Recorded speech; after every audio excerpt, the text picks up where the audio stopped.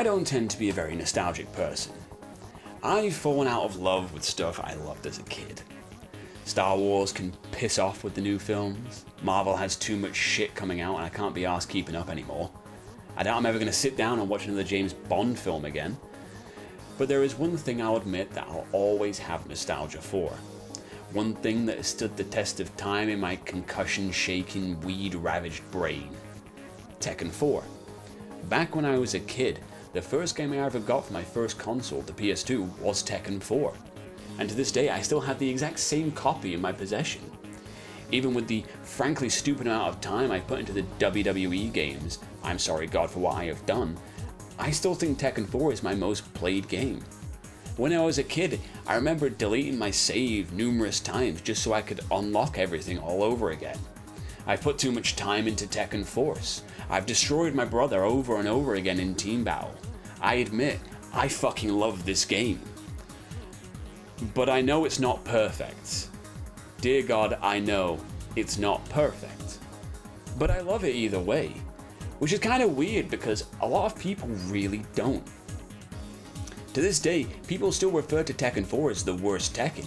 Even with stuff like Tekken Tag Tournament 2 and Tekken 8 coming out, it's constantly seen as the black sheep of the series. Why is that? Today, we're not only going to be filleting this game, but looking as to why people have such disdain for this entry in the series. As I said, I love this game, but loving this game means that I can be as brutal as I want with it, and still have that same love for it. Tekken 3 came out 2 years after Tekken 2, but in the vein of Garo, Mark of the Wolves, and Street Fighter 3, did a big ass time skip and kicked out a bunch of the old characters. A risky choice that actually worked out pretty well. Can't say the same for Street Fighter 3 at the time, but as of right now, all 3 games are considered to be classics. 4 years later, Tekken 4 drops and it's got the exact same roster size as 3, huh? This is after Tekken Tag as well, which had everybody in it. Naturally, this is viewed as a downgrade, and yeah, I can kind of fucking admit that it is. Some fan favorites got dropped like Anna and Jack, while Eddie was reduced to just a palette swap of Christy. Not the most popular decision, but let's see who we got. We got Jin, Brian, Julia, Xiaoyu, Kuma, Hwoarang, Nina, Heihachi, Panda, Lee, Lei, Law, Paul, Yoshimitsu, and King from Tekken 3. Kazuya makes his return after the usual Mishima hobby of lobbing people off high places. Newcomers are Christy, Combat, Marduk, and Steve. And we also have Miharu as a palette swap for Xiaoyu. Who is Miharu? Xiaoyu's classmate. Yeah, I know. I mean, I'm happy with who we've got, but I'll admit it's not great.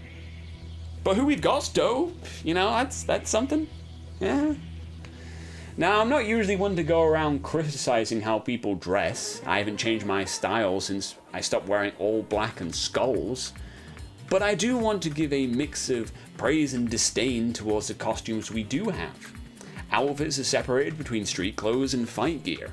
The fight gear is exactly what you'd expect. I don't think they're really worth talking about because it just tends to be the characters' more iconic outfits or variations of them. With the street outfits, we've got some real specimens. Eddie's outfit is fucking fly. Look at this stylish motherfucker. That is fucking brilliant. Jin's hoodie actually had me paying for cosmetics in recent Tekkens. Kazuya is looking like a king in his sunglasses jacket combo. Nina's catsuit is a choice. And I've got a lot of love for Steve's Hawaiian shirt deal, but then we've got Paul. Oh man, I never wanted to see this. Hair down Paul lives in my saddest dreams along with boy band Iori Yagami. And they brought it back for 8. Why'd you do that? They even made it worse, look at this. Hwoarang looks like a lesbian with that haircut. I wouldn't let my daughter go out dressed like Julia and Heihachi. Look, I get that it's a traditional Japanese warrior garb, the Fudeyoshi or whatever the fuck, but it looks like a nappy. I never wanted to see this much of Heihachi. I could have lived a longer, happier life without seeing it, but here we are in the worst timeline. I remember me and my brother staring in dead-eyed confusion at what we were seeing, when he makes that first walk down the ramp for the boss fight. Like, I could try and bring myself to hate on Xiao Yu's panty flashing dress or King's light blue cowboy shirt, but it's not really worth it when Grandpa's wandering around in his adult diaper again, is it? Mode-wise, we've got the classics: story mode, arcade mode, time attack, survival, training mode, and my beloved team battle. But then you look a little further down the menu and oh god, there it is. Tekken Force. I did a whole retrospective on Tekken Force not too long ago, and I may have had some strong feelings about Tekken 4's Tekken Force mode, and look, it's really good. It is really good. It's the best iteration of the side mode, but oh my god, it's so fucking tough. The opening 2 stages are reasonable, but Kazuya's corridor is a hellscape that my wandering consciousness is forever tortured in. The pure amount of enemies and the tight time limit forms into this unforgiving domain of suffering. Hanmaru after it is basically a fucking cakewalk in comparison. Namco, what the shit? What is wrong with you? Why did you do this to us? What did we do to offend you? Other than that abomination, it's fucking great. Hanmaru, the final level, is this crazy huge stage that climaxes with a battle with Heihachi, and oh, that's a few guys, holy shit. While the original in Tekken 3 plays out like a side-scrolling beat-em-up, this plays like how Final Fight Streetwise should have. A beat-em-up with a Tekken moveset. It's fucking beautiful. This game has the best story in the whole series. I'll say that without an ounce of hesitation. Yeah, I love Kazuya's arc in the first 2 games, and Heihachi's scheming in the 3rd, and whatever the fuck else was happening in 7 and 8 and all that. But this is where it gets really fucking good.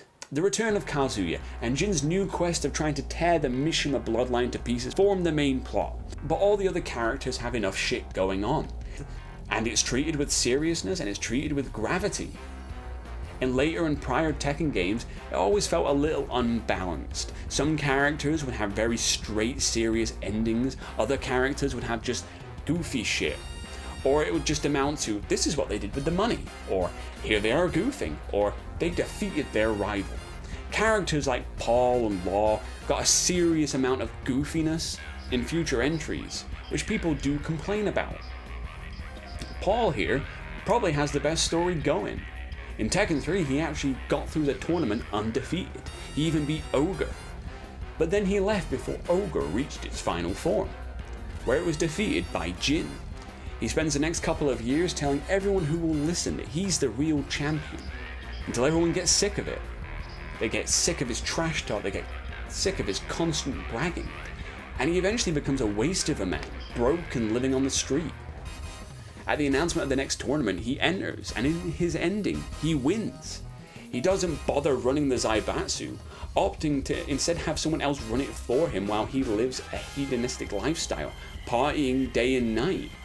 He again becomes a shadow of his former self, this time in the opposite way, until he happens to wander by Law's dojo, and he sees a picture of his former self.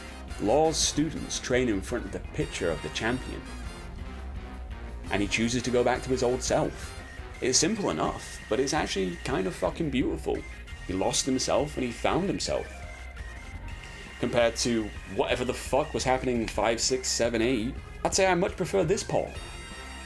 And the art for the prologues and epilogues is fucking wonderful. Look at this. This almost eerie art style combined with its monotone narrator helps towards this absolutely brilliant atmosphere that the game has. This atmosphere is its strongest asset. If there's something I'll always remember from this game, it's this odd electronic haunting vibe it has. I'm gonna sound like a crazy person, but you know the PS2 browser? Where it's this cold electronic vacuum? This game has the exact same vibe going on. This cold robotic void where our fighters are juking it out is downright eerie. There's this foreboding, dreading atmosphere that permeates through the game. The soundtrack is, well, it's the Tekken 4 soundtrack. You hear it in enough YouTube videos. It's this low-key electronic bliss pulsing away during fights. In this more grounded story, this atmosphere is a great asset. It could even be its strongest. before I move on, I have to bring up some fuckery. I gotta bring up my favourite fighting game ending. It's Hwaren's. I fucking love this shit. You've got this random fuck-ass nasally voice for Hwaren, Jin's Japanese voice actor speaking heavily accented English, corny as all hell dialogue, and oh man, it's peak. Oh, it's so good. I guarantee if I throw a single line of dialogue from this at Isaac, he'll immediately respond with the correct follow-up. There is no reason to fight. You ain't got one? Well, I do! See, this shit is peak. So, if we have all this positive stuff that I've talked about, we do reach a question. Why the hate? Well, it mostly comes from competitive players. The game is notoriously unbalanced, and it basically all boils down to one character. My boy Jin. And most of it boils down to one move. Now, Jin always tends to lurk in the upper tiers of each Tekken game. My friends hate me for playing as him. But here, he's this OP god. And it's all down to just frame Laser Annihilator. So, what you're seeing right now is the normal Laser Scraper, a very simple move to do. However, if you hold the last input to charge, you get an unblockable variant called the Laser Annihilator. Notice the blue particle effect? Now, if you use the full charge version, it is fairly easy to get hit out of. But if you let go of the input when you first see the blue particle, the move goes off anyway. This oversight leads to a fully unblockable, undodgeable, uncounterable move. There is nothing you can do to escape it if you're already in range. The move also launches and can be followed up with a combo. As long as you get the timing down, it renders fights to be an absolute joke. I went through an entire arcade run basically only using that move, and it was child's play. This move is notorious for being the most busted move in the whole fucking series. And it's not just frame Laser Annihilator that causes the competitive scene to reject the game, because the stages prove to be the other big issue.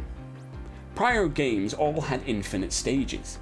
Tekken 4 changed this up to fit with its more realistic style, leading to us not only having walled stages, but also stages with changing terrain. This jungle stage is partly uphill, the mall stages have stairs and a fountain you can fight in, and the roof stage goes up and down at will. This is a fucking pain to keep track of, and it'll affect moves and it'll affect combos. Follow this up with some destructible pieces of environment, and you have stages that can have huge impact on fights. I'll always call this stage the fight bit. I don't know what its actual name is.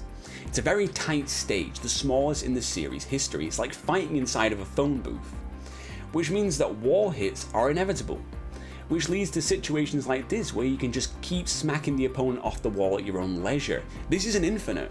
I suck, but you can do this as an infinite. The game is incredibly unbalanced in big part because of the stages, but again, I like it. At a casual level, it adds to the fun. You miss an attack and manage to kick through a fucking statue, that's dope. You can smack enemies through telephone poles, that's dope. That's cool as fuck. But I can understand the pain of it from a competitive side. Competitive fighting games are all built around being on an even playing level. This ain't the game for that. In conclusion, I fucking love Tekken 4. I know it's flawed, but it will forever hold a special place in my disgusting heart. I ain't ashamed to say it's my favourite in the whole series, and I put most of it down to that unique atmosphere it has. It's this dark, realistic, intense story. It's more of an intense crime thriller rather than a goofy kung fu movie. Just look at the intro. Kaz taking out the Tekken Force is dope, and the whole thing stinks of this gritty, realistic story. The series ended up leaning more into its more anime side, ditching everything Tekken 4 was going for, which has positives and negatives. Part of me would have liked to have seen this alternate timeline where they kept going with that vibe, but then we wouldn't have gotten Tekken 5. My grand conclusion to all of this is, it's up to you, mate. I love this game, other people hate it. Either way, I think it's the single most underrated fighting game out there, even more than my beloved Bariki 1. Give it a try, and even if you don't like it, I think you'll find something interesting in it. Meanwhile, I'll be sitting back playing the exact same copy on a CRT, enjoying those oh so pleasant pangs of nostalgia. I'm Mr. Double Digits, and if you enjoyed this video, go out there and get your ass kicked.